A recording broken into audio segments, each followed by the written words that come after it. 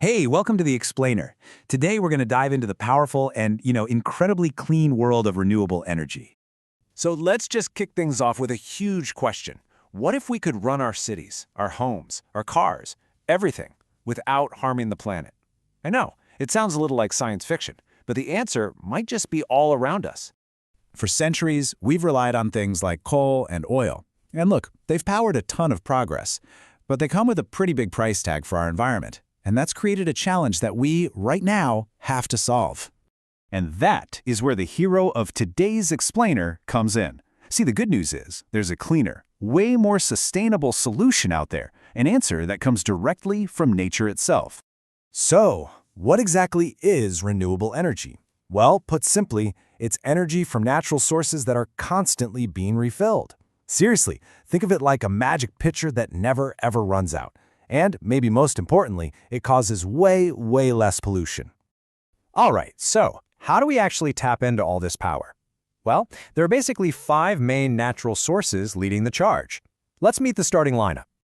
First up, you guessed it, the giant powerhouse in our sky, solar energy. The concept is pretty straightforward. It comes from the sun. Those solar panels you see everywhere, they have these special things inside called photovoltaic cells, and they act like tiny little converters, capturing sunlight and turning it straight into electricity we can use in our homes or even to power streetlights. But of course, there's always a trade-off. On the one hand, sunlight is totally free. It's unlimited, and it's clean. Amazing, right?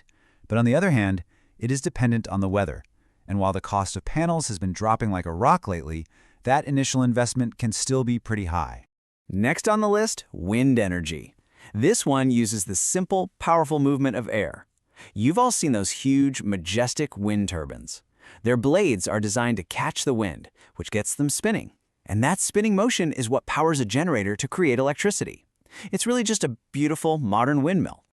And just like solar, wind power has its own balancing act. It can generate huge amounts of clean electricity, for sure, but it relies on 2 key things. You need strong, steady wind, and you need a whole lot of open space for those massive turbines. Okay, next up is a real classic, hydropower. This one is all about harnessing the immense force of moving water. Typically, you've got a giant dam holding back a river or a lake. When that water gets released, it flows with incredible force through turbines, spinning them like crazy to power generators.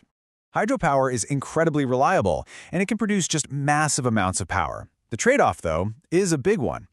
Building these dams is incredibly expensive, and it can have a major impact on the local river ecosystems. So it's powerful, but it can be a pretty disruptive choice. Now for a source that comes from deep within our own planet, geothermal energy. This is so cool. We're literally tapping into the Earth's natural heat. In places with a lot of volcanic activity, think Iceland, we can use the steam and hot water from way underground to spin turbines and generate electricity.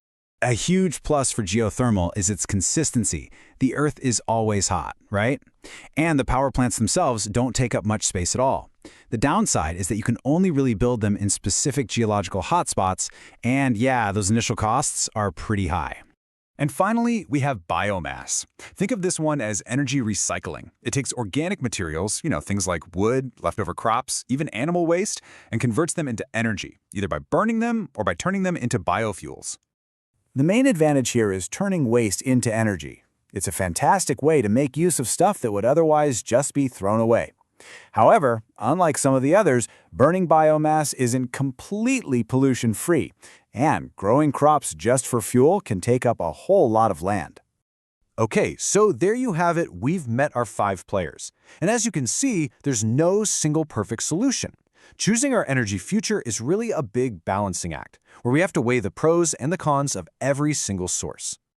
This chart gives us a great at-a-glance comparison. You can really see how each source offers a unique trade-off. You've got solar with its unlimited fuel, but it depends on the weather. Wind has a high output, but it needs space and wind. Hydropower is super reliable, but it has a high cost and environmental impact. There's just no one-size-fits-all solution here. So why go through all this trouble? Why is this balancing act so important? Well, because together, this whole team of energy sources holds the key to powering our future in a way that can actually last. And here's why this all matters so much. Shifting to renewables helps cut down on the air and water pollution. It's a critical tool in helping to slow down global warming. And ultimately, it's about protecting our planet and making sure there's clean, sustainable energy left for the generations that are going to come after us. So, if you take away just one thing today, let it be this.